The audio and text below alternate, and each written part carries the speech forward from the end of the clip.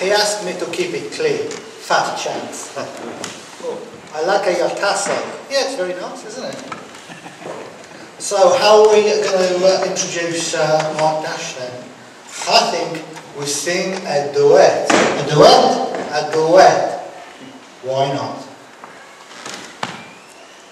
Peep through the bathroom door. Did you ever see your sister in the row? Did you ever swear you could booze all night? Did you ever, sweating harder, you're turning white? Did you ever, they're wrong, so you're cutting out? Did you ever, back to the window when they've all gone out? Yes, you did, you know you did. Tap turns on the water, see the water flow. Acorn makes the forest, see the forest grow. Everything's behind you, everything's to come. Come and join the river. Come and find the sun. Take it away, Mr. Mike Dash. Hi, Mike Dash. Big round of applause. Thank you, Richard. Technology has advanced a bit since I was last here, so I'm stuck behind this console because I've got a quite an elaborate slide presentation. Richard, give me the microphone. So I've got to stand here, otherwise Jean-Michel Jarre might back to the keyboards, I think. But well, okay. Don't know if that's any better. I can learn a little bit. I seem to make a bit of a habit of coming here and coming on directly after enormously erudite scientific presentations about extremely physical, real things like animal hairs, and then letting it all go a bit weird, because what I'm talking about today is something which is a lot less easily established than what hair belongs to what animal. It's actually a story which is an extremely old one, and during the 19th century it was in fact one of the most widely debated mysteries in the United Kingdom. It was talked about over dinner, it was talked about late in the night, and really what you need to imagine now is that you're not standing or sitting in a converted Babington Court in Devon, but it's coming up to midnight, you're in an old Scottish castle, the fires are blazing in the grate, and I'm standing here with an electric torch held under my chin and relating spooky stories to you. And this particular spooky story is an old favourite of mine. I first read it probably when I was 11 or 12 years old, and it's one of those ones that lodges in your mind. It's a story which involves a hidden room, it involves a very stout lock, and a mysterious occupant. And of course, it involves an awful secret. And the secret, well, it depends on who you talk to, as to what you'll be told the secret is.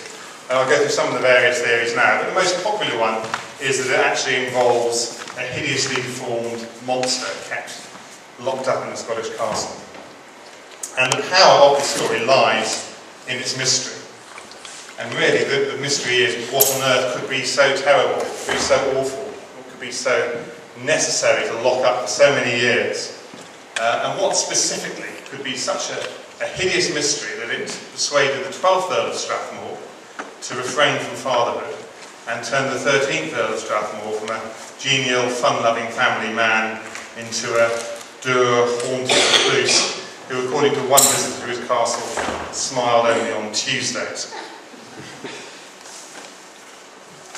And as you can see from the quote we got up there from that gentleman, it's a secret which he and his family took very, very seriously indeed. And that really is where I want to start with the mystery, because to begin with, I have to say that a lot of the evidence you're going to hear is second-hand, it's gossip, it's conflated. And very few of the people who really knew what was going on in Glamis Castle in Angus in Scotland ever talked about it to anybody. And so, as you go through this talk, and as I project slide after slide, you might just want to add mentally in parenthesis, as I'm going to do now, attributed, because a lot of this is just attributed. And so, although I'm going to do my best to pin down what I think was going on in the castle, you can also just enjoy the story really as a story, because that's how it was told in the 19th century, as a legend, as a spooky story, as a ghost story that was related over Christmas. Okay. We'll begin by having a look at the actual location, and this is Glamis Castle. As I say, it's in the lowlands of Scotland, between Falkland and Perth. It's quite an old building. It's first mentioned in Scottish chronicles in the 11th century, but the building as it exists today only dates to the 15th century. And quite a lot of it is more modern than that, and that's worth bearing in mind when you're talking about a secret which goes back a couple of hundred years, because quite a few parts of the castle aren't at all now as they were then, and quite a few of them didn't exist at all when the story got its start. And so the central portion of the castle, which you can see on the picture there, is really where the mystery has its heart. And we don't know exactly when the mystery began. We don't know when it was first talked about, really. But what we do know is the first person to publish anything about it was none other than Sir Walter Scott. And Scott, when he was a young man, in fact only a teenager, in 1790s, went to stay at Glamis Castle. And he found it a pretty depressing place. The Earl was not resident there, and most of the rooms were barely furnished, if at all. And there were only 3 or 4 servants looking after the place. And he was shown to a bedroom a long way away from any of these servants, and he lay in his bed listening to this guy who showed him to his room, retreating down the corridor, and various doors being opened and closed and locked behind him. And as he wrote in his book on witchcraft and demonology in 1830, he began to feel a distinct sense of eeriness, and that he was very much too far away from the living and too near to the dead. Now, what Scott had to say about Glamis in this book in 1830 was only a portion of the mystery as we came to know, but it's quite interesting to see what he did have to say, because it's the earliest emergence of the mystery that we have. And some of the details keep coming up time and time again. So you have this theory that there is a secret chamber somewhere in the walls of Glamis Castle, and that the existence of the chamber, and specifically how to access it and open it, is known only to 3 people. Now, who those 3 people were, that varies depending upon the telling, but it's always the Earl, the current Earl, and his heir when he comes of age, which is at the age of 21. And then there's a third, sometimes even a 4th person. Usually you find that the factor, who's the man who runs the estate for the Earl, is definitely one of the people who's involved, and occasionally the family lawyer is also named as a holder of the secret. And so Scott published this in 1830, but at that time he certainly does not seem to have heard anything about an occupant of the room. It was just a secret, a hidey hole, something that perhaps could be used for the family to ensure their security. And of course you're talking at about a time only 50 years after the last Jacobite rebellion, and it's entirely plausible that a family of nobles in Scotland could well want a panic room, essentially, in which to hide. So there's nothing inherently unlikely about the idea that there was in fact a secret room in Glamis. And in fact, immediately after Scott published his story, you start to see references to the secret room of Glamis appearing in other books. So here in 1844, we've got Beattie's Castles and Abbeys of England, and he's telling pretty much the same story, and again mentioning this critical detail about the father, the son, and the trusted servant knowing the existence of the room. But what happens as the century goes on is you start to get slightly more elaborate accounts, and often they come from people who've visited Glamis. This is the sort of height of the country house era, where invitations to friends, relatives, or friends of relatives to come and stay for a week or a few days at your castle was something that was handed out with gay abandon. And so quite a few people who went to Glamis eventually ended up writing a little bit about it in their memoirs. And one of them is this character here, Sir Horace Rumbold, who was one of these sort of more disappointed diplomats of the 19th century. He was Britain's ambassador to all sorts of second-rank countries like Denmark, Sweden, Greece and Turkey and Chile and so on. Never really had a major appointment until right at the end of his career when he was sent to Vienna. But he did write a lengthy memoir, Recollections of a Diplomat. And he recorded what he heard about the legend when he both visited and stayed in the 1870s. And specifically, by that stage, he was already aware of the legend, and he made notes about the spooky atmosphere of the castle and the various stories that were told of peculiar bumps and shouts and screams in the night. And he told some of the stories about the ghosts of Glamis as well. Now, Glamis is one of those castles, you frequently see that it's supposed to be the most haunted house in England, or in Bristol, sorry. And I've counted at least 10 different ghost stories that have come from that. I've just listed the main ones there. The most interesting is the one at the top, Earl Beardy, because this actually does involve a secret room in Glamis. In some versions of the story, the Beardy legend and the secret room legend sort of conflate together, and Earl Beardy is supposed to be the occupant of the secret room. But Earl Beardy was actually a 15th century Earl of Crawford, not of Glamis at all, who supposedly was playing cards on a Saturday. When it came to midnight, the servants told very quietly one assumes, the assembled notables that it was coming up to the Sabbath day and they both stopped playing, and Beardy refused to do so. He called for someone else to play with him, and all of his friends had gone off to bed, and of course, as is the way with these stories, at that moment the door opened and a tall, dark gentleman in a cloak emerged and offered to play cards with him, and as they went on playing cards through the Sabbath, it emerged, of course, that this gentleman was in fact the devil, and he was after Earl Beardy's soul, which he managed to extract, and as a result, Earl Beardy is stuck in this room playing cards for all eternity. Now, before I go on any further, one of the further things we've got to note is that there's a lot of archetypal information here. The Beardy legend is obviously one of those stories that could take place anywhere, and has in many other stories taken place in many other locations. And there are plenty of other stories of hidden rooms in other places up and down the UK, and again I've listed just a few of them there. The last one, Vale Royal in Cheshire, is particularly interesting. It's virtually forgotten now, but if you look at some books that are written about great country houses around about 1800, you find that in Vale Royal there was a house where there was a hidden chamber which was only known to 3 people, and it's a very similar story to the Glamis story, and it seems to predate the Glamis story. So it may be that we've got a case here of tradition moving around. But the point is that the people who lived in Glamis Castle, and particularly the family of the Earls of Strathmore, very definitely did believe that there was a secret chamber in their castle somewhere.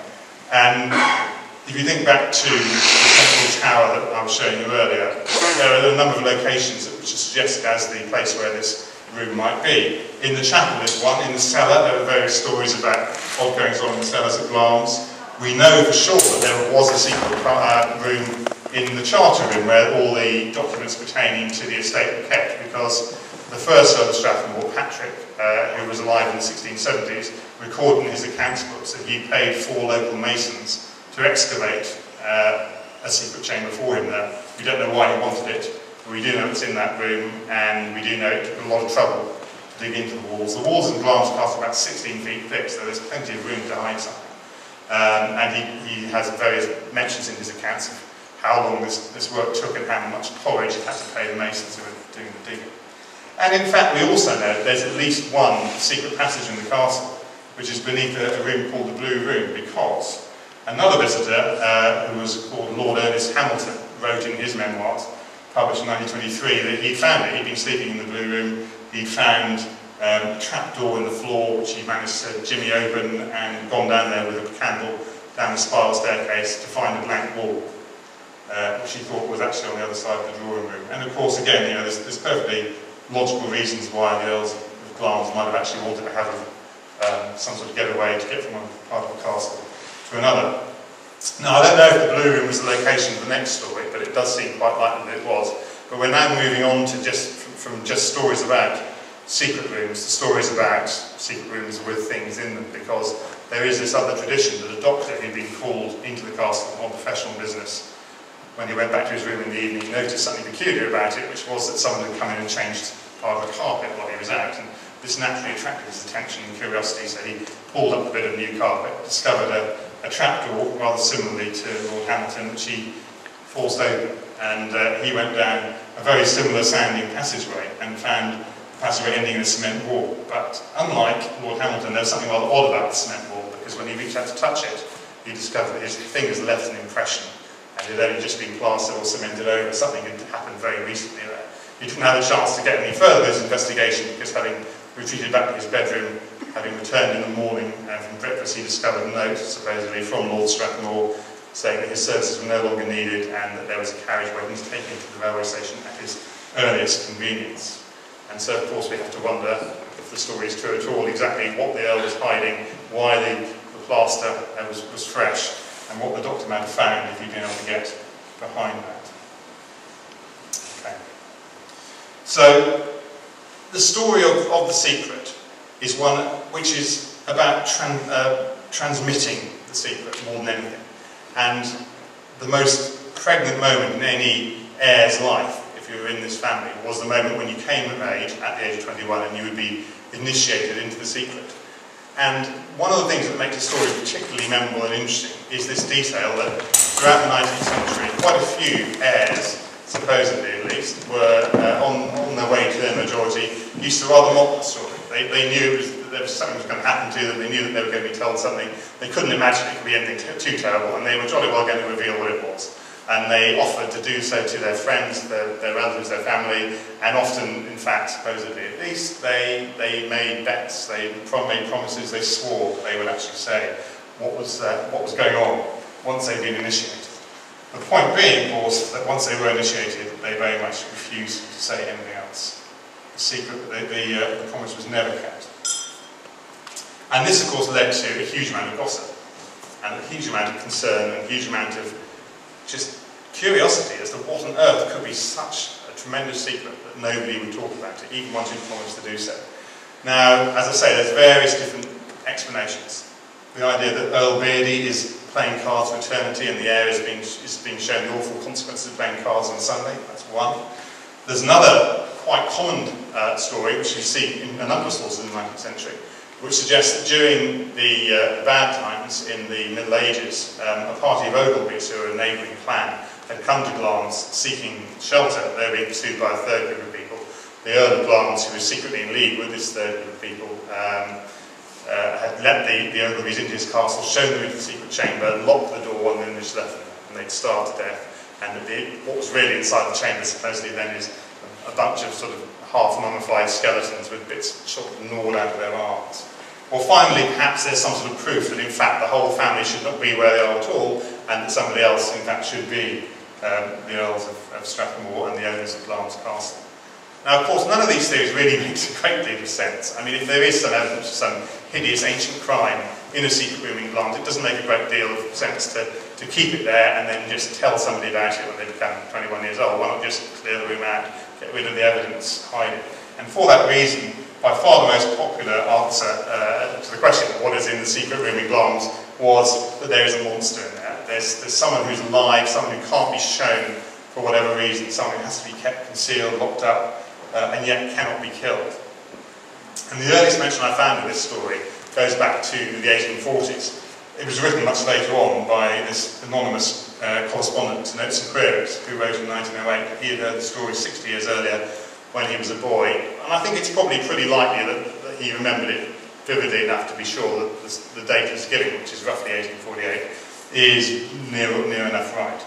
And he has the story pretty much as it's most popularly told today. So he has the story about the secret chamber, he has the story about the heir, and he has the idea that in the chamber there is someone who actually is not just too horrible to be seen, but somebody who actually has a prior right, a greater right to the title of Earl of Strathmore, and that this would explain not only the mystery, not only why the creature had to be hidden away, but also perhaps why it changed the demeanour of successive earls as they took on the title, because of course they're taken to this chamber and shown this horrible monster, various unspecified birth defects, and told, you know, this is your great-great-uncle, who should of course be the rightful earl. That's the idea, and that's what is supposed to make them change their opinions about why they should be or shouldn't be telling other people about the secret. Now, we don't really have much idea what this creature should look like.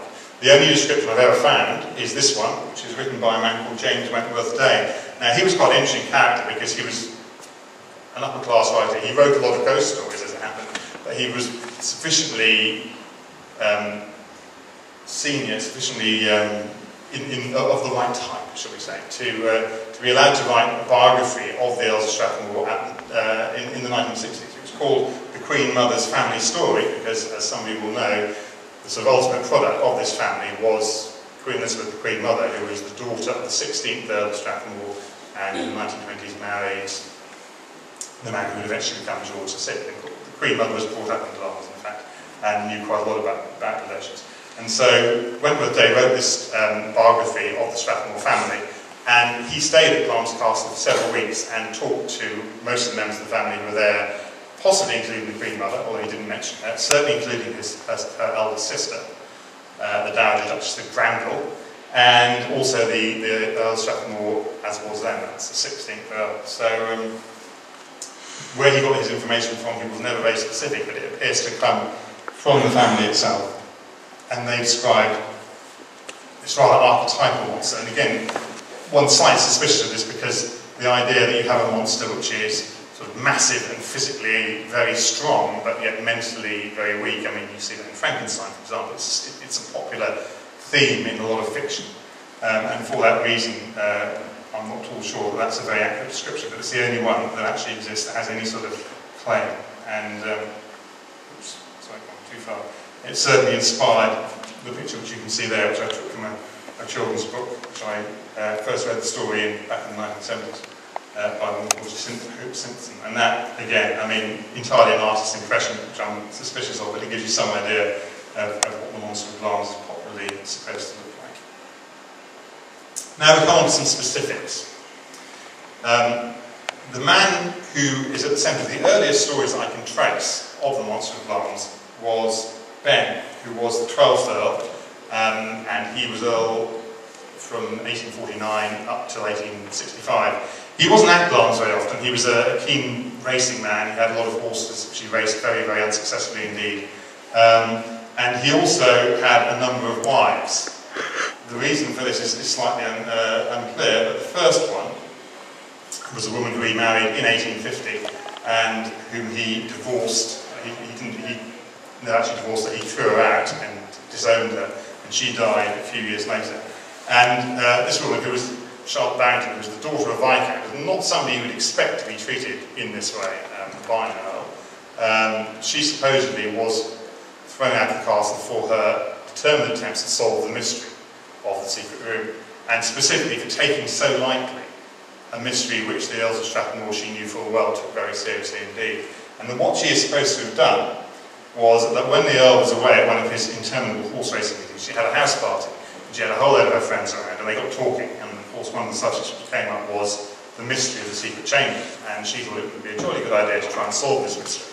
And what was proposed by one of the visitors was that all the guests should get as many towels as they could and walk through the castle and carefully hang a towel out of every single window, and then go outside and see if they could locate any room which didn't have a towel hanging outside it. And this, of course, would be a room which was presumably the location of the secret chamber. Having located it within the castle, it would be a bit easier perhaps to track down where the entrance to it might be.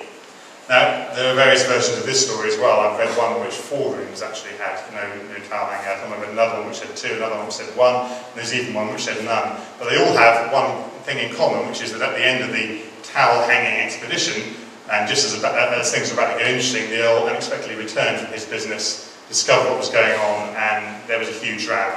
He threw his wife out. And the one thing we can say for sure about this is that something certainly happened between the two, because Charlotte Barrington did not die in Glamis at all. She actually died here. This is her grave. It's in the Protestant cemetery in Florence. So whatever happened to Charlotte Barrington and whatever happened between her and the 12th Earl was serious enough for her to spend the remaining 4 years of her life a very long way away from Glamis indeed. Now, Ben, the previous Earl, he's the man who, as I mentioned earlier, refrained from fatherhood. He had 3 marriages, 3 wives, he never had a child.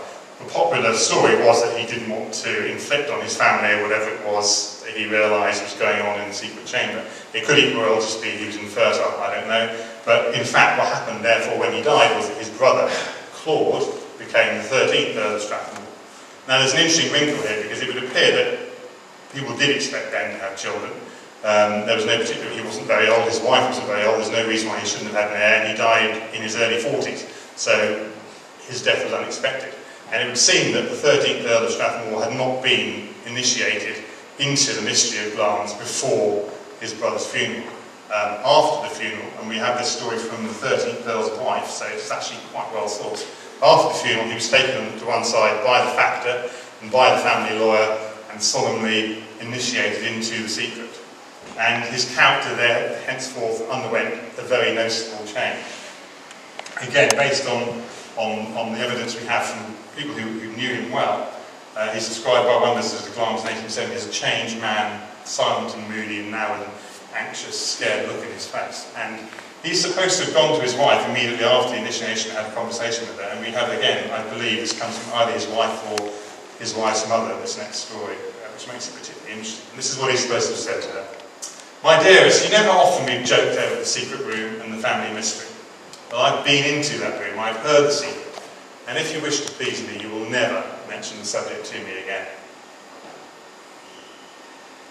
And there's some backup for the idea that that was a genuine incident, a genuine quotation, because another Scottish peer, or it could have actually been the Countess of Strathmore, or perhaps another visit to the castle, mentioned exactly the same story to a man who wrote again to Notes and Queries a few years later in 1901. FSA Scot isn't a name, by the way, it stands for Fellow of the Society of Antiquaries of Scotland, so somebody who's interested in Scottish history. And he told pretty much exactly the same story, that a venerable Scottish peer had told him 5 years after the incident that the conversation had actually taken place, and that the Earl himself had been tremendously moved and frightened and shocked by it, and that he would never forget what had happened when he entered that room. Now, Claude was a very different man from his brother. Ben was known as a very, very light-hearted man, and he, as I say, didn't spend very much time at Glamis, and the general impression was that he hadn't taken the secret quite so much to heart as Claude XIII did. Claude was much more of a family man. He had a very big family, 11 children, and he was much more religious man. And one of the very first things he did after he became Earl of Strathmore was to have the castle chapel, which had lain pretty much unused for quite a long period of time, renovated. And it was solemnly rededicated by the Bishop of Brechin at a special ceremony in 1866, which was a year after Claude became Earl. And it was popularly supposed that this rededication was specifically for the purpose of allowing Claude somewhere where he could pray, and the idea being that he was going to try to pray down a story which his brother had attempted to laugh down. The chapel was restored, there were prayers there held regularly, there were regular services, and visitors to Glamis noticed some very peculiar things going on in that chapel.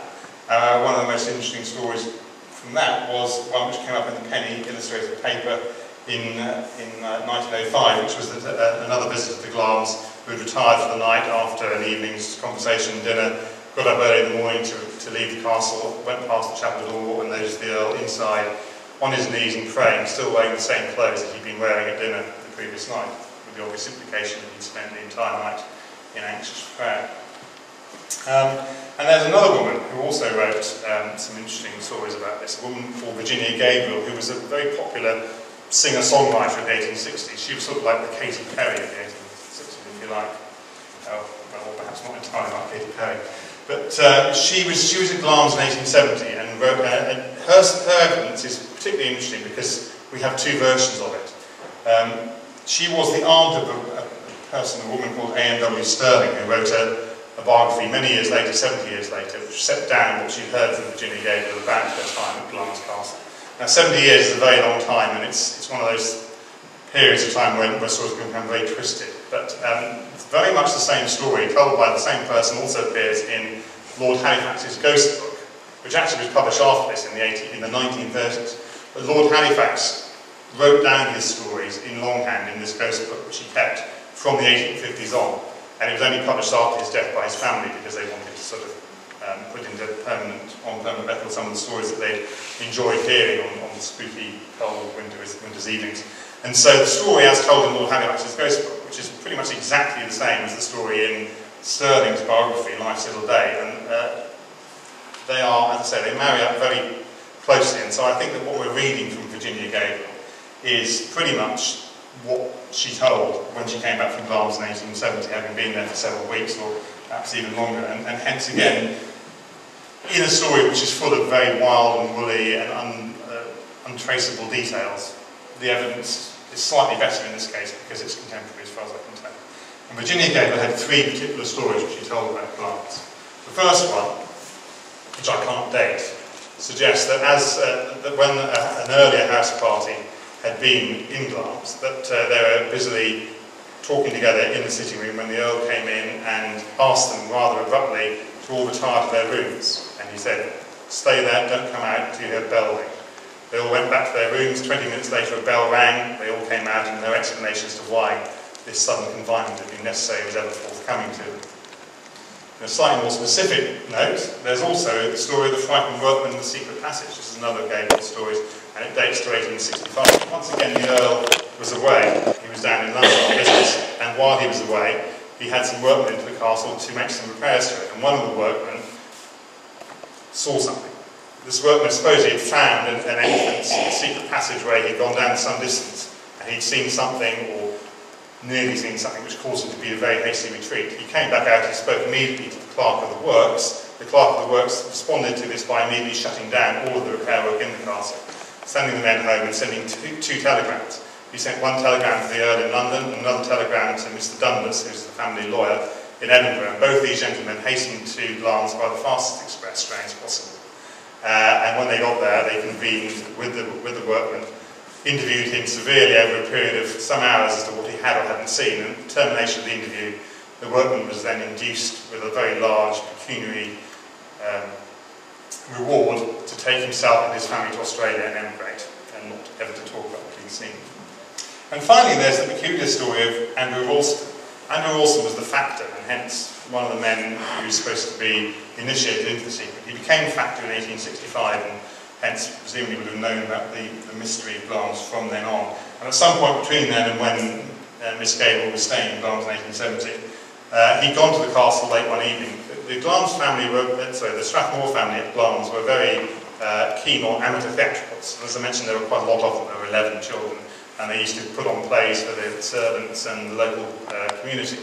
And Ralston had gone to see one of these plays, and while the play was being performed, there had been a very heavy fall of snow, so heavy in fact that it seemed impossible for him to get back to his own house, which was a mile away at the far end of the estate. And the Earl implored him to stay for the night, and said, "There's a bedroom free, you absolutely don't have to go out in this terrible weather, just stay overnight." Ralston refused point blank ever to stay in Glamis overnight, and what he did instead was to rouse every servant in the place, all the grooms, and have them dig a path to his house a mile away through this 4-foot cliff of snow, rather than staying in Glamis Castle overnight. Finally, and perhaps most spooky of all, Virginia Gable reported this conversation, that Lady Strathmore had once actually asked Andrew Ralston to reveal the mystery to her, that she'd been very anxious to unravel the mystery, and that he had looked at her very gravely and said, "Lady Strathmore, it is fortunate that you do not know it and can never know it, for if you did, you would not be a happy woman." So Virginia Gable wasn't the only visitor to Glamis. It's not only her evidence that we can actually turn to. Now, thanks to the invention of marvellous technologies such as Google Books, which is scanning the world's libraries and making it keyword searchable on the internet, we can dig up a lot more evidence than previous writers on Glamis have actually done. One of the things that comes up when you search on Google Books now is the biography of a man called Augustus Hare. Augustus Hare was an old Harrovian who again was a gentleman who moved in the upper class of society and spent a lot of his life flitting from one country house party to the next. And he also visited Glamis, and he also knew the family, the Strathmore Earls, quite well. And he heard from the Bishop of Brechin, who was another great friend of the family, that he, having heard that the mystery of Glamis had actually, and seeing the impact which it had on the 13th Earl, had visited Claude and implored him to make use of his services as an ecclesiastic. That perhaps it could be an exorcism or some sort of spiritual help that could be brought to bear to ease the pain which he was obviously feeling. And that the Earl had again been deeply moved, but replied to the bishop that in his unfortunate position there was nothing that anybody could ever do to in fact help him. Now all of this undoubtedly was talked about in the 1860s and 1870s, and it certainly did reach the ears of Claude's eldest son, who was also called Claude and was going to become the 14th Earl. And he was apparently sufficiently upset by this to not be very anxious at all to be initiated into the secret himself, which of course was supposed to happen when he reached his 21st birthday. And again, there's a story which Hare has, which suggests that when this auspicious date was approaching, that the heir was very anxious indeed to avoid the initiation, and he asked his father, "Is it not true that 3 people actually already know the secret, that you do, the factor does, and the family lawyer does?" And when it was confirmed to him that that was in fact correct, and that the conditions of the secret being passed on from one man to another were being met, the heir said that in that case he would really much rather wait and not have to find out the secret until it was absolutely necessary. Now, as far as we know, he was actually forced to eventually learn the secret himself, and there are various other sources. Shane Leslie, who was an Irish landowner and a childhood friend of the next heir, Patrick Bowe's-Line, who became the 15th Earl. He was pretty certain that Patrick Bowe's-Line had also learned the secret, which would have been around about 1905. And therefore, it could be that the knowledge of what was in the secret room went on till sometime in the middle of the 20th century. What we do know, though, is that things had already begun to change at Glamis by that point. Again, details are very hazy, but most authorities, I use the word authorities in heavy inverted commas, seem to agree that by around about 1905, the mystery had actually come to its natural conclusion. Things had changed, the atmosphere was better in the castle, the Earls didn't seem to be too concerned about what was going on and where they previously had been. Now, again, you can dig back and you can find various explanations as to when this happened and what might have happened. The earliest date at which it's supposed to have occurred is 1882. This is a quotation from the New York Times in April of that year, but it's actually based on a story which had appeared in the British Society gossip magazine Truth a few weeks earlier, and that suggested that the mystery had now been sold, or in part sold, because the person who'd been hidden away in the room had died only a week or two earlier at a very advanced age. And hence, that thereafter there was no more need for any Earls' heirs to be initiated, and the secret chamber itself could have been vacated and cleared out and no longer hid its horrible secret. Now, our old friend FSA Scott obviously heard something very similar, because not long after the New York Times article appeared, he wrote some notes and queries to relate a very similar account of the story. But you'll note here that for the first time we're getting a more or less actual date, because the story that FSA Scott had heard was that whoever had been living in the secret chamber had done so for over 85 years. And hence we can place the beginning of the mysteries to sometime in the 1790s, if that story is correct. But of course, in the way of these 14 mysteries, it's never as easy as that, is it? There's also the idea that the mystery persisted quite considerably longer than that. And Wentworth Day, in his book on the Queen Mother's family, relates this conversation he'd had, and he's very gnomic about where he gets his information from, with an admiral who was an outstanding hero of the last war and had heard that the creature had lived on at least until the 1920s. Now again, you can sort of apply a little bit of logic here and think, okay, how many famous admirals of the Second World War were close to the royal family, and get the answer that almost certainly this particular tidbit comes from Lord Mountbatten. He's the only member of the royal family who was an admiral and a war hero. And hence again, somebody who might have been in a reasonably good position to know. So, no certainty whatsoever, really, about when the mystery came to an end. My own personal guess would be that this little news clipping from the New York Tribune might well be quite revelatory, because it turns out that in 1904, the Earls of Strathmore had put their castle at Glamis up for rent. And certainly the Tribune and its cynical American reporters failed to believe that anybody would take such a ludicrous risk if they had a secret chamber inside the castle with a living occupant, which had to be accessed presumably fairly regularly for the living occupant to be fed raw meat, as was the popular belief. And hence that the fact that the castle was up for rent suggests that in fact the mystery was already at an end by around about June 1904. Now, with a mystery of this sort, obviously people over the years will have made some attempt to solve it. I'm not the first person to try and do this. The first person I found who tried to do this was this gentleman, Lyon Playfair, who I believe must be related to the well-known parapsychologist Guy Lyon Playfair. It's part of the family of the Earls of Aberdeen. And when he was a boy, very early on actually, in 1829, he'd heard enough of this mystery to want to go looking for a solution when he was staying with his uncle, who was one of the trustees of the Earls of Glamis, and therefore he had access to the castle. And he spent a rather unsatisfactory school holiday searching unsuccessfully for the secret chamber. So attempts to solve the mystery have gone on for a very long period of time. And certainly, again, if you believe Augustus Hare, the people who have most put effort into trying to solve the mystery are successive Countesses of Strathmore, these unfortunate wives who know from their husband that there is a mystery, but are never told in any detail what the mystery is. And Hare's version of the story was that these women had successively gone through the castle over the years in desperate attempts to locate the chamber. And again, apparently unsuccessful. We also have the evidence, as I mentioned earlier, one of James Wentworth Day's informants, and this is the Dowager Lady Granville, who was the elder sister of Queen Elizabeth, the Queen Mother. This is her as a child. And again, she talked fairly openly to Wentworth Day about the mystery. She didn't know much. What she did know was that her parents were sufficiently took the subject sufficiently seriously to not want to talk about it. It was a forbidden topic of conversation within the Strathmores and something which was very much frowned upon. Her father and grandfather, both of whom were Earls of Strathmore, refused absolutely to discuss it. She told Wentworth Day. Wentworth Day then went to the current Earl, 16th Earl, and asked him what he knew. And his evidence again is quite interesting, because what you see here is somebody who by no means is dismissive of the idea that there had actually been a mystery at Glamis Castle, that there had been a secret. What he said was, I don't know, I have a clue what it was.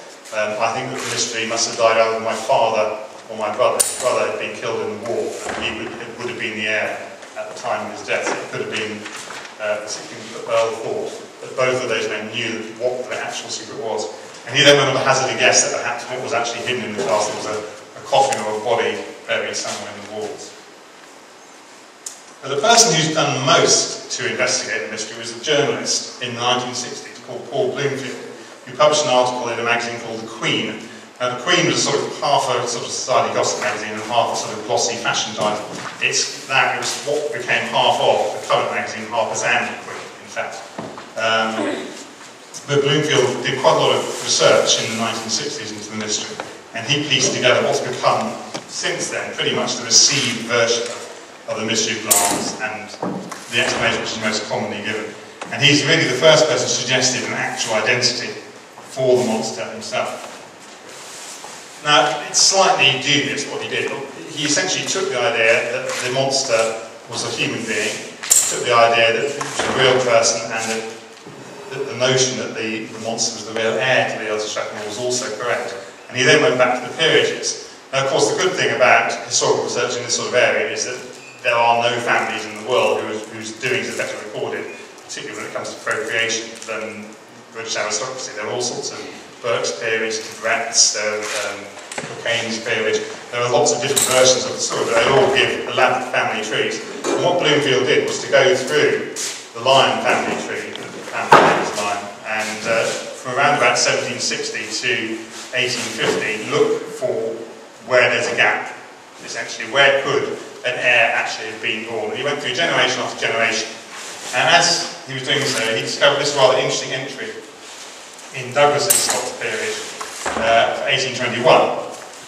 Now, what had happened was that Thomas, who was the 11th Earl, got married in 1800, and they had one son who was given the courtesy title of Lord Glamis. And Lord Glamis had married an heiress called Charlotte Grimstead, and they'd had 7 children. And the first of these is listed by Douglas's Scots period as a son born and died 21st October 1821. The second son was Ben, the rather sort of lightweight Earl who liked horse racing. So Bloomfield's theory is that this son who's recorded as having been born and died was actually a son who was born but very much did not die, and had actually become the Monster of Glamis, that he'd been born with some sort of horrible hereditary birth defect. And in support of that contention, Bloomfield then went back another generation, and again, it might be slightly dubiously, and I won't go into great detail because it would take too long, but by examining the family tree, he thought he could trace a part where 2 members of the family had been first cousins, and they got married and had children, which, if there was some sort of recessive gene which would cause a deformity of any sort in the family, would obviously radically increase the chance of a child being born in the next generation with that particular deformity. Okay, so the Bloomfield theory, as I say, is now the one that's become the received version of the Monster of Glamis story. If you look at Monster of Glamis up on Wikipedia, for example, you'll see it says born 18th of October 1821. So most people assume that Bloomfield's actually right in this. But actually, when you look at it a little bit more closely, there are things with Bloomfield's theory that maybe don't make quite as firm sense as Bloomfield would like us to believe. I mean, I'll say to begin with that it's stronger than the other hypothesis. It's a better version of the story than some of the others you can read. You can read stories that say, for example, that what's actually was in the secret chamber is a vampire, that once in every generation the Earls of Strathmore would give birth to a vampire which couldn't be killed and had to be kept locked up. Compared to that, Bloomfield's theory makes a whole load of sense. And the timing seems to be about right as well, because if you imagine that the monster was born only in 1821, that Ben would have been the first person to be initiated in the secret, and Claude only the second, that it begins to make sense as to why the story became notorious after around about 1865, because you'll remember I mentioned that Ben did not spend very much time at Glamis. Now, if you imagine this is a true story, that there literally was a human being locked away in a secret room, you can see that up till 1865, whoever's looking after him, who's presumably Andrew Wilson the factor and his predecessors, they've got a pretty clear run because there's no one around, and if you've got someone who's got to be open, given access, fed, maybe even taken out and exercised, that no one's going to know because there's no one around to see. But after 1865, when Claude becomes Earl, you suddenly, the place is like King's Cross Station. There's dozens of people wandering around, poking their noses in, looking for secret rooms, in fact, because this is the year of the house party, and suddenly the Earl's actually living at Glamis, and more than that, he's got 11 inquisitive children running about, and all of their friends and all of his wife's friends are all coming to stay, and it becomes much, much more difficult to keep anything quiet. There's even the idea, which Bloomfield puts forward, and it makes, again, a certain amount of sense, that some of the spooky stories about Glamis might have actually come not from the Countess of Strathmore, but from Andrew Wilson, the hard-headed doer Scot, the man who doesn't believe in ghosts, but who wants to get rid of the people who are cluttering up his castle so he can just get on with the rather mundane job of feeding the raw flesh to the monster in the room. Don't know about that, but it makes a certain amount of sense if you choose to believe this sort of thing, I suppose. Again, I don't know, there are problems with it. For a start, Burke's periods and Debrett's and Douglas and Scott's periods, they didn't have teams of reporters going and poking their nose in things, they just took what they were told. So noble births up to 1837 is the first time that you have to register births and deaths in Scotland or England, in fact. Before that, there's no legal necessity to do that. So if the family had given birth to a monster, there's no obvious reason, particularly why they should have told anybody about it, unless, of course, perhaps the fact that Countess has been so heavily pregnant made it necessary to come up with some sort of reason why there was no child bounding around Glamis Castle. But at the same time, there's also this slight feeling that the timing isn't quite right. That if you think back to what we were saying about how various different heirs had promised to reveal the secret, Claude would have been only the second person to have the secret revealed to him. His brother would have been the first. So there's not time for that type of legend to develop. It would have had to be a legend which dates back further, back into the 18th century. So really, what you have to ask yourself is, to what extent you believe that rumour can lead to these sort of elaborations that, what's just one person being a bit hesitant becomes generations of Glamis heirs refusing to talk and refusing to tell secrets. Okay, so I lost my place. If we try to time this a little bit more firmly, we can see that there is one or two scraps of evidence that suggest that a date in the late 18th century might actually work. There is this source which doesn't have anything to do with the Monster of Glamis, which relates that the secret chamber was used immediately after the Battle of Culloden in the 1740s to conceal some Jacobites who were fleeing from the English army there. In which case, of course, it couldn't have had anything in it up to that point. There's also another scrap of information, which again comes from a New York paper. The New York paper seems to love these aristocratic gossips because they're very good information on the secret of Glamis. And there's this belief there, reported by the New York Tribune in 1904, that in fact Ben, who, remember, and his brother in the 1820s were not the source of this legend. In fact, they'd been a birth a generation earlier in 1800. The monster was in fact a child of the earlier generation of the Earls of Glamis, the 11th Earl. Now the timing of that doesn't work very well because again, looking at these rather fulsome genealogies, we can see that Earl married on 1st of January 1800 and he had a child who we know survived only 13 months later. So there's no room, in fact, in the genealogies for the 1800 version of the story to be true. And it's in fact worth pointing out, and again I'm not going to go into huge detail because it would just take too long, that one of the received bits of information that we've been hearing again and again and again is this rather convenient notion that the Earl has a child, the child grows up, gets to the age of majority 21, learns the secret, has a child, the child grows up. And it's all very neat and you can see how a story could be passed down in those circumstances. But if you look back at the Lion genealogy back to say 1700, there are actually generations of complete just disasters in terms of the succession. You've got Earls dying in battle unexpectedly. You've got Earls dying in brawls unexpectedly. You've got Earls who die without having children. You've got heirs who come to become Earls before they reach the age of 21, and so presumably wouldn't have been initiated into the mystery. And you've got heirs who do reach the age of majority, but there are 2 or 3 generations of Strathmore still alive, and so again, one would query why or when they would ever actually be initiated. And from that perspective, you do begin to see why a third person might be involved in this mystery, why it would be necessary to have someone else who could guarantee the passing on of the secret. And one of the peculiarities and one of the more interesting little nuggets of information about the Strathmore family is that they had a succession of extraordinarily loyal factors. In fact, you can go back 150 years from when the mystery is supposed to end to when the mystery, at the very earliest, had begun. And in that whole time, you've only got 3 factors from 2 families would have needed to know the secret. So unlike the Earls, the factors themselves could have well acted as the conduits of information and kept this sort of story alive had there been anything in it. Okay. So, in conclusion, do we have anything here which goes beyond an interesting, spooky story? Well, as I mentioned at the beginning, I mean, to me, the most interesting fact about this, and the critical factor, is that the family themselves definitely did take this story quite seriously, and we've got evidence again and again that this is the case from members of the family itself. The Dowager Lady Granville, we've heard her quote about how the story was completely verboten within the family. From Virginia Gabriel visiting in 1870, explaining her source of information was the Countess of Strathmore and her mother. And from very eminent visitors, Oscar Browning was perhaps the best known Cambridge Don of the 19th century, and he was another visitor who said in his own memoirs that everybody he knew who was competent to give an opinion took the story seriously. So it does seem to be more than just a simple urban legend which has grown up with absolutely nothing to base itself on. And if we look in context, we can see that there are certain bits of information which suggest that the idea of a hidden heir is not quite as outlandish as it seems.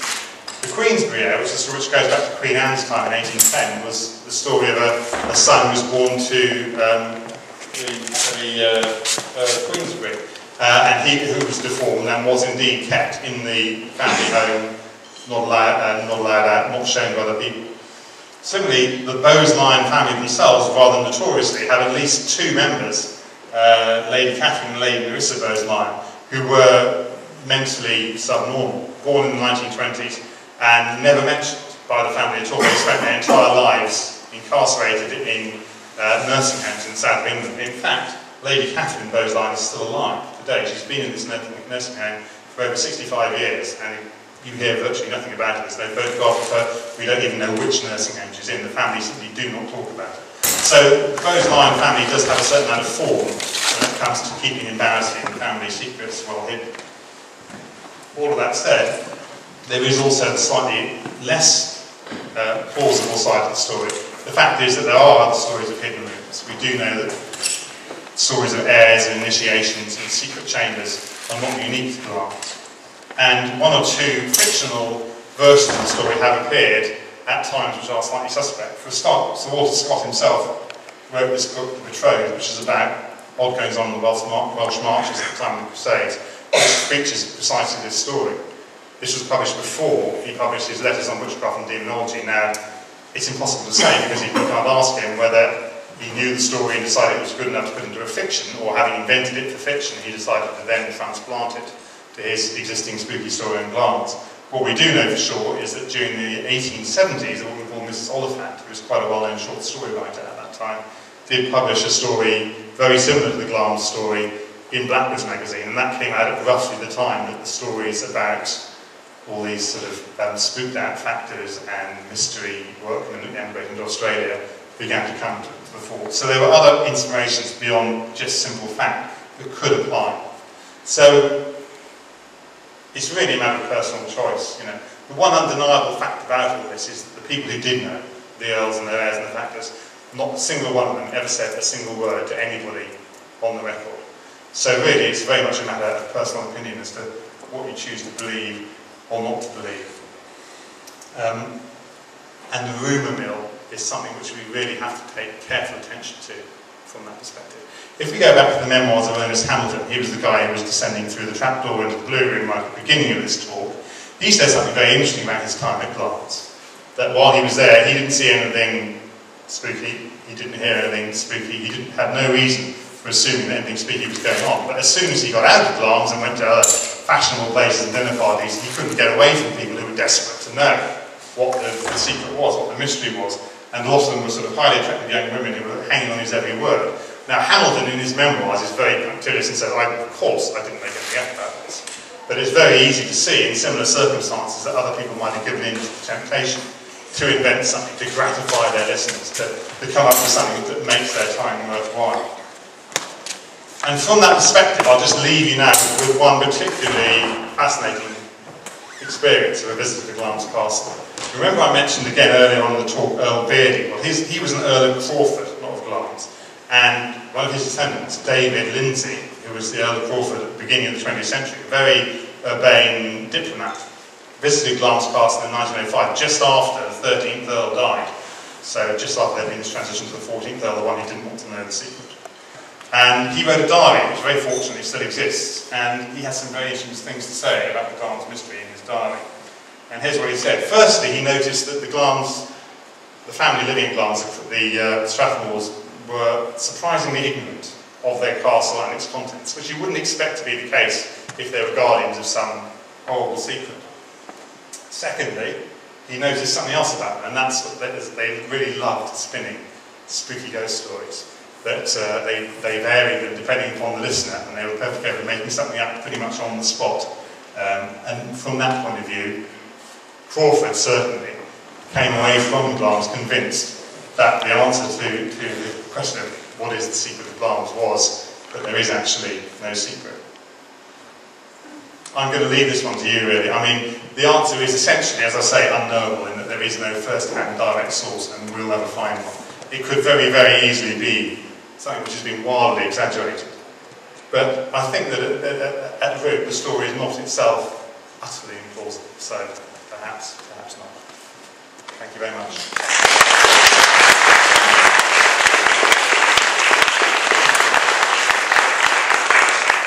Okay, ladies and gentlemen, we've got time for a couple of questions. Greg, can you go up to the top, whoever that was in the corner, so I can't see who it is that my eyes have got. And Richard is not around the corner, you have to start at the top and work down. But Greg, please go here.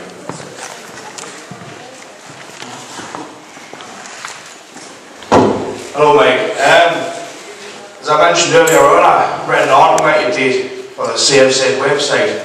I was just wondering if you wrote any books about the subject? I haven't written formally about it yet. It's something I plan to do eventually. Have you done any more articles like recently? On this particular subject? Yeah. No, I've been saving it for you guys. You are actually the first people to hear the full version of the story ever, as far as I can tell, because I've gathered it together from all these fragmentary sources that you've seen flashing up on the screen. I think that you've actually got a fuller version of the story than anyone's ever heard since the Countess of Strathmore, probably. Yeah, great. Thanks very much. Okay, coming down, Ronan. Is this going to be a sensible one? This is a sensible one. Okay, so it's a sensible question from Ronan. However, before Mike answers this, I think we're going to take a vote to the audience as to whether it's sensible or not. Your question, Mr. Gardner. My question, was there not some story of a visitor to Glamis who was walking in the garden one night and saw the supposed monster being taken for a walk along the battlements, and the monster having an egg-like shape with very small arms and legs? Yeah, we're going to take that's that a pretty one sensible question. Yeah, that's sensible. Well, the answer to that is those sort of stories are found, yes. I mean, there's a place on the battlements as well called the Mad Earls Walk, and no one knows quite why it would be called that. He wasn't being taken out to being exercised. I think that you've got a version of the story there that's based on a similar origin to what Wentworth Day published about this sort of monster with a huge foul chest and weedy arms and legs. What I would say is that I'm not aware that there's any sort of first-hand evidence. I mean, if there is a story like that, it's one of these sort of anonymous people at an anonymous moment rather than a specific named person making a first-hand allegation. But there is actually an even better story about a spooky sighting at night, which I didn't put in because it was too long, but I'll mention it quickly now, which is that some point during the early 1800s, a visitor to the castle had been staying up late at night. They couldn't get to sleep, and they were gazing out across the moonlit courtyard, and opposite was another window in a different wing of the castle. And they saw these sort of this face of two huge baleful eyes. It was a beautiful woman's face, beseeching, looking across at them. And as this person looked over, the face vanished from the window in such a way that he got the impression it had been pulled down by some stronger force. And there was a sort of pause, and these hideous shrieks went in the air. And about 30 or 40 minutes later, as he was still looking out over the courtyard, a door opened, and a hideous old woman bent double over a huge sack on her back, staggered out across the grounds and into the woods. A few years later, the same gentleman was travelling in Italy, and he was caught by a storm in the Apennines in the sort of most rural part of central Italy. And he went to shelter in a monastery, and when they discovered that he was an Englishman, they told him that there was actually an English woman kept in the nearby sister nunnery, which was associated with this monastery. And she had apparently been locked up there for quite a number of years as a result of a large amount of money paid by an eminent British family to keep her kept away from all other people. And this woman apparently had her tongue torn out and both her hands chopped off to prevent her from communicating whatever dire secret she supposedly knew. He immediately associated this with the events that had taken place at Glamis Castle. Golly. Mr. Curtis. However, Mr. Curtis, you are also a notorious for your sense of humour, as I said. So again, we're going to have to vote on whether your question is sensible. Very serious. I read somewhere that there was a portrait of one of the Earls with a curious character in the background who was dressed in a suit of armour, but the suit of armour was an odd shape. Have you heard that one? Yes, and in fact I think I found the picture. This is a picture of the first Earl in the 1670s. If you actually just go to Google Images and type in Earls of Strathmore, I think it comes up on the first page. And it's not as advertised. I mean, there is a child wearing armour, but not remotely as deformed as would be liable to make you think it's the Monster of Glamis, sadly. Next one. I go up, Dan.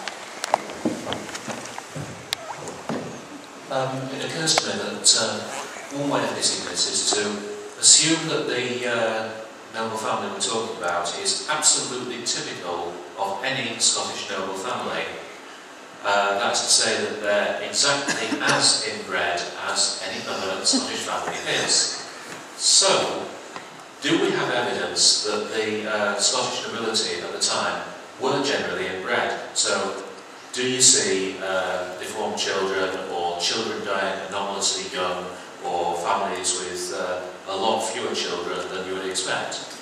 Well, the answer to that, I think, is in the case of the Strathmores, probably no, because they were pretty fertile. The other thing is that they actually, this is a period when it started to get quite a lot more difficult for noble families to retain their huge estates. And what the Strathmores did time and time and time again was marry outside the nobility, people with quite poor backgrounds, essentially, who were tremendous heiresses. And did this 4 or 5 times in a row. They married, there was a woman who was an heir to an East India Company fortune in the 1750s, and then after that there was a woman who was the daughter of a gentleman from Hertfordshire called George Carpenter, who had also come into quite a lot of money, and he had married a plumber's daughter, in fact, from London. So Queen Elizabeth is in fact a descendant of this plumber's daughter from London, which I always found quite an interesting fact in itself. And then finally, there is, who's the last one? I'm sure there's at least one other. Well, oh yes, of course, yes. The one who married Ben was a daughter of a family who had major banking interests in Hong Kong and was sort of deeply embedded with the Jarline Matheson clan, so they made their money from smuggling opium into China, essentially. So for all these reasons, there were lots of influxes of fresh genes going into the family, and there's no evidence in that period of other genetic defects. All of that said, if you do have not only Lady Nerissa and Lady Catherine Bowes line in the 1920s, both of whom definitely had mental disabilities, but also 3 of their cousins were also incarcerated in the same nursing home in southern England. So by the early 1900s, I would agree with you, there's definitely evidence of that genetically all is not as it might have been in the Strathmore lineage. So at some point between the two, there's room perhaps. I think there's also the problem when anybody mentions the words subnormality and aristocracy in the same sentence, it's immediately thought, oh, they must be inbred. I used to be a nurse, what used to be in my day were called the mentally subnormal. I don't know what they're called now. But I used to be a nurse for mentally subnormal. I was for about 11 years, and I'm qualified for it. And this is from memory, because we're talking nearly 30 years ago I started. But from memory, I think 79% of people with a mental subnormality of some kind or other is unknown. It's called dementia of unknown origin. They are not related to this. They're not. Their mother and sister are not the same people. They're not married their cousins. They've not got a known cause of this, like Down syndrome or Sturge-Weber syndrome or Peter-Schacht syndrome. Just, if I can use a unfortunately slightly vulgar expression, shit happens. And it does happen, and 80%-ish of people with a mental handicap, nobody knows why it happened. And it's one of the things that I think you need to factor in, that whether you're from the aristocracy or work for handicapped in Woolworths, it doesn't matter. You still have, in many ways, the same chances of producing defective children. I mean, I think that the implication in the story that if you're going to have a child who's reported as having died almost immediately after birth, you definitely will be talking about a physical rather than mental abnormality, probably, wouldn't you? Because the mental abnormality wouldn't become obvious for quite a few years. Quite often they're the same. Quite often they're two sides of the same coin. Absolutely. Okay, there's a lady, light in my eyes. I can't see who you are. About four lines back. Never seen them. Oh, I see who you are. Sorry. Hello. Just wanted to ask you. Obviously, if somebody was incarcerated in that room at any period, they would have had to be brought out dead. Has anyone looked at burial records from 1882, even covert burials, and particularly where there were local people present, like the factor?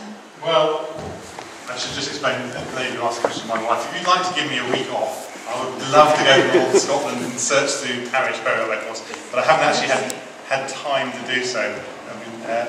I mean, you're right. I mean, that would be a logical thing to do. I mean, one would imagine that the Earls of Strathmore would have enough servants, if they really needed to, they could kind of bury a body in the woods and not bother with any records. But that said, I mean, I think that if the Bloomfield theory is correct and the child who was born and died in 1821 existed, there should be a grave and that should be marked in some way, even if the child hadn't been baptised. There should be a record of that, and I suppose one could argue that if you could exhume the body, you could solve the mystery. I mean, the chance of the family allowing that, of course, would be zero. I would at least like to track down that particular burial, and I may eventually get time to do it one day. If they kept them carefully, though, that meant they cared about them. Yes, I think the general impression is that the monster lasted so long because it was being cared for. That I mean, Claude Beausline particularly was known as a very gentle, friendly, and sympathetic man. With regard to the workman who went to Australia, it's never said he was frightened or terrorised into leaving the country, more that it was just given enough money to make it worth his while. And I think that the general impression is that, although they were not keen for anybody else to see this hideous monster that their family produced, that at the same time they couldn't just kind of knock him on the head because he was one of them. Okay, one more question.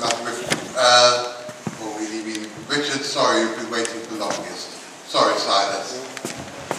But we are actually running out of time. You said you'd only ever heard one description of it written down. There's one in Eliot O'Donnell's Scottish Ghost Stories, where it's described as having a very large, round, almost pumpkin-like head, and then very elongate, ape-like limbs, not little tiny limbs, very long ones.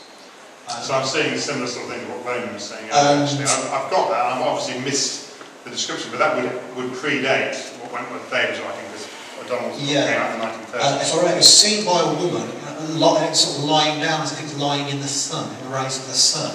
I think APRA have got the book, if you want me to go grab it and read out the description. I mean, again, I would very much like that description, but unless we've got a name and a time and a date and so on, as evidence, obviously, it's less satisfactory than...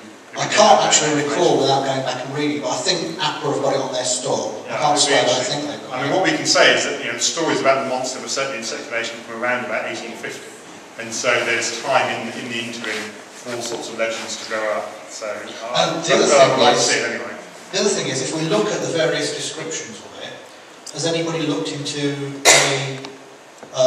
any kind of malformation that is known to science that could cause things like that? Well, I mean, we've just, we've got two completely different descriptions, just from what you've said and what I reported from Wentworth Day. I mean, either, a sort of massive body with little spindly legs or sort of grade 8-like legs. So the description's not really accurate enough to allow, I think, speculation to be admirable in the circumstances, really.